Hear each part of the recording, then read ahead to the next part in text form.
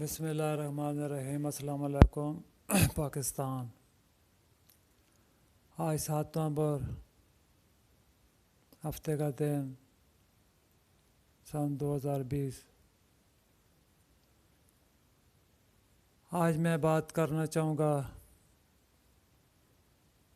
خان صاحب کے جلسے کے اوپر جو کل انہوں نے سوات میں صحت کارڈ کے متعلق کیا۔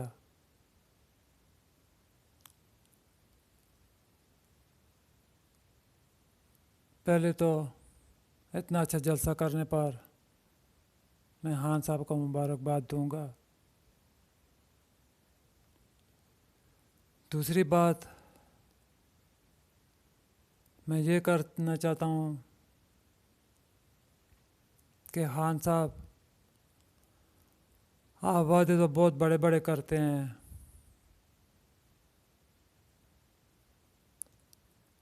لیکن ان پر عمل درآمد کوئی نہیں کرتا۔ یہ بات میں ویسے ہی نہیں کہہ رہا، یہ بات میں اس لیے کہہ رہا ہوں کہ یہ اعلانات آپ نے بہت پہلے بھی بہت مرتبہ کیے۔ آپ نے پچھلی حکومت میں جب کہ پی کے میں آپ کی حکومت تھی اس وقت بھی کیے، لیکن ہم غریبوں نے آج دن تک آپ کے اس صحت کارڈ کی شکل بھی نہیں دیکھی کہ صحت کارڈ ہوتا کیسا ہے۔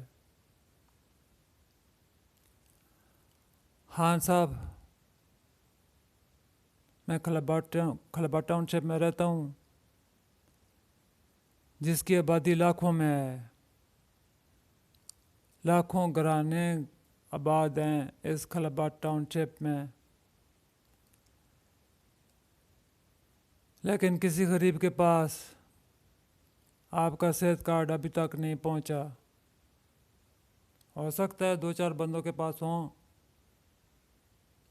یا کچھ امیروں کے پاس ہوں جنہوں نے چھپا کر رکھے ہوں۔ غریبوں کو تو کبھی ایسی چیزیں نہیں ملیں جن کا آپ اعلان کرتے ہیں۔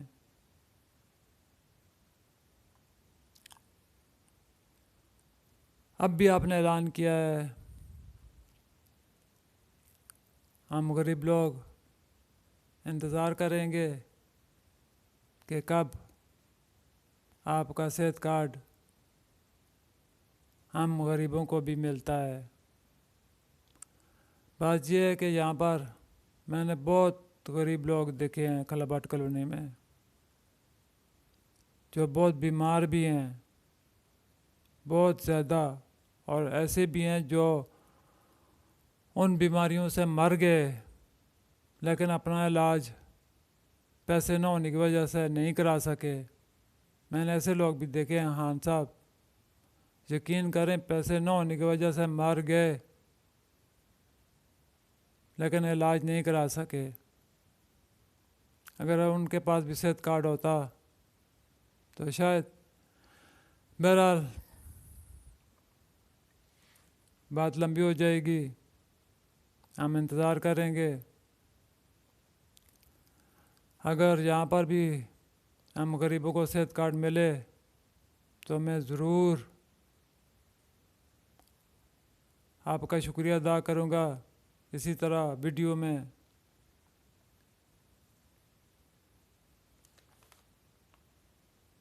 باقی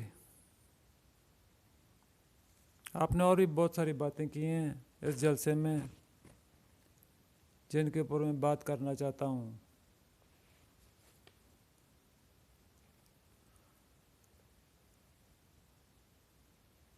آپ نے مریم نواز شریف کا جو فوج کے خلاف بیانیہ ہے اس پر بات کی ہے۔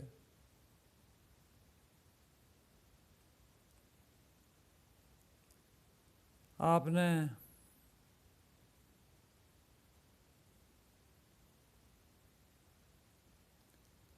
نے کہا ہے کہ آپ عورتوں کا احترام کرتے ہیں، اس لیے مریم نواز کو جیل میں نہیں ڈالا۔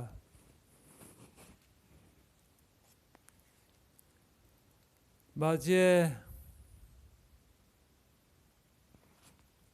کہ مریم نواز کو تو سخت بھی جیل میں ہونا چاہیے تھا، لیکن وہ باہر گھوم رہی ہے۔ اب کیا کریں؟ آپ نے تو ریاست مدینہ کی بات کی۔ ریاست مدینہ میں تو حضور صلی اللہ علیہ وسلم کا ارشاد ہے کہ میری بیٹی بھی اگر کوئی گناہ کرے گی، چوری کرے گی تو اس کا ہاتھ کاٹ دیا جائے، کوئی گناہ کرے گی تو اس کو سزا دی جائے گی۔ یہ بات آپ نے کیسے کر دی کہ آپ عورتوں کا احترام کرتے ہیں اس لیے اس کو جیل میں نہیں ڈالا؟ یا تو پھر آپ ریاست مدینہ کی بات نہ کیا کریں، یا پھر ایسی باتیں مت کیا کریں۔ آپ کے ساتھ زیب نہیں کرتا، آپ کے ساتھ زیب نہیں دیتا کہ آپ ایسی بات کر کے ہم غریبوں کا دل جلائیں۔ کوئی غریب عورت چوری میں پکڑی جاتی ہے تو سیدھے اس کو جیل بھیج دیتے ہیں، اور ایک امیر زادی کچھ بھی بولے اس کا آپ احترام کرتے ہیں۔ بہت اچھے، بہت ہی اچھے خان صاحب۔ آپ نے کل بھی ریاست مدینہ کی بات کی۔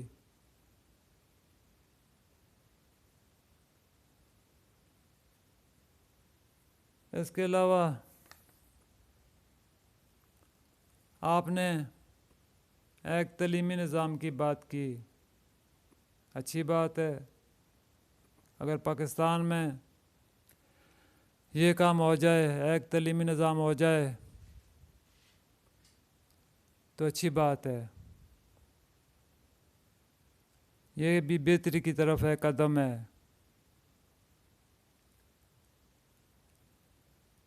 باقی آپ نے اپنے گھر کی بات کی، غریبوں کے لیے اپنا گھر۔ خان صاحب، ہم غریبوں کے ساتھ مذاق مت کیا کریں۔ میں کرائے کے مکان میں رہتا ہوں، 9,000 روپے صرف کرایہ دیتا ہوں، لیکن ہمیں نہیں پتہ کہ ہمیں ہمارا گھر کیسے ملے گا، کب ملے گا، کہاں ملے گا۔ بہرحال ایسی بات کرتے وقت ساتھ بتا دیا کریں کہ یہ سہولت آپ کو کہاں سے ملے گی، تاکہ ہم غریب لوگ اس کا بندوبست کر سکیں۔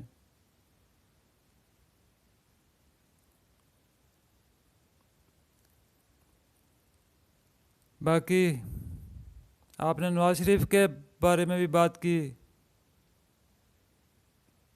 آپ نے کہا کہ نواز شریف پر ترس آ گیا تھا آپ کو اس وقت۔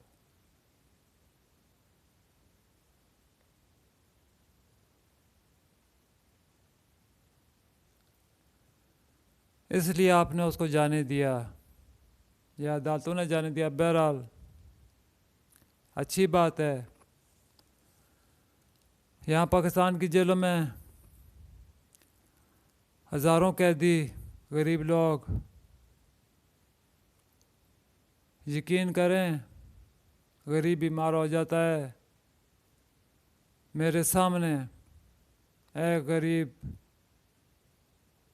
مر گیا، سارا دن تڑپتا رہا، لیکن 1.5 کلومیٹر کے فاصلے پر باہر اسپتال میں اس کو نہیں بھیجا گیا، جیل میں ہی مر گیا۔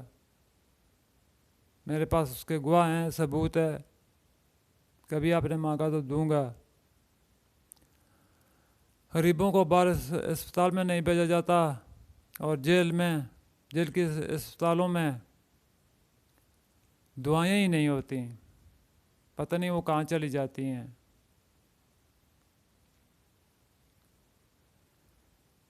باقی اور بھی بہت کچھ ہوتا ہے جیلوں میں۔ بلکہ میرا ایک دوست ہے، اس کو ہری پور جیل سے بھیج دیا ہے ان لوگوں نے، ہری پور والوں نے۔ پہلے انہوں نے اس کو بنو جیل میں بھیجا، بنو والوں نے اس کو مردان جیل میں بھیجا، پھر کسی طرح وہ درخواستیں دے کر ہری پور جیل میں آیا کہ اس کی بوڑھی ماں ہے کہ بیچاری اس کی ملاقات بھی نہیں کر سکتی، لیکن پھر ہری پور والوں نے ادھر بھیج دیا، اپنے علاقے کی جیل میں اس کو نہیں آنے دیتے۔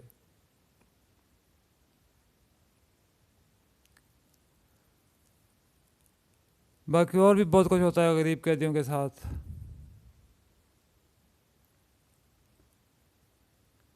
باقی خان صاحب،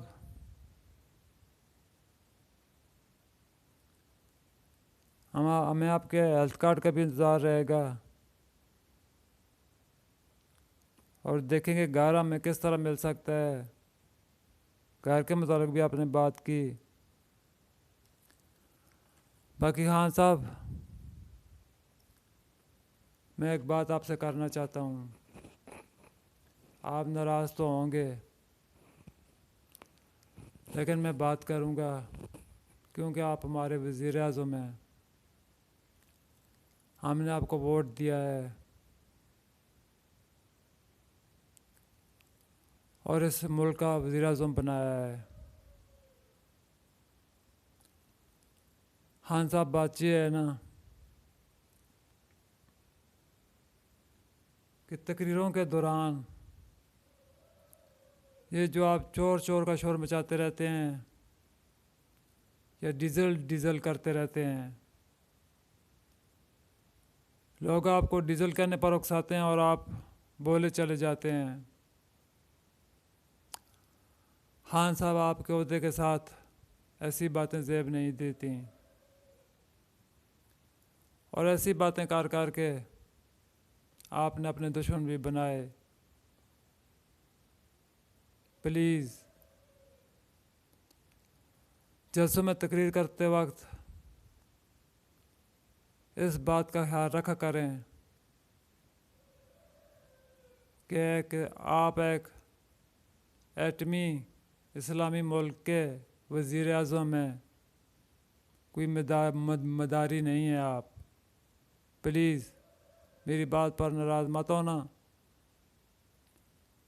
یہ آپ ڈیزل ڈیزل اور چور چور کا شور مچاتے رہتے ہیں، یہ نہ مچایا کریں، اور ہمبل سے، سکون سے، اطمینان سے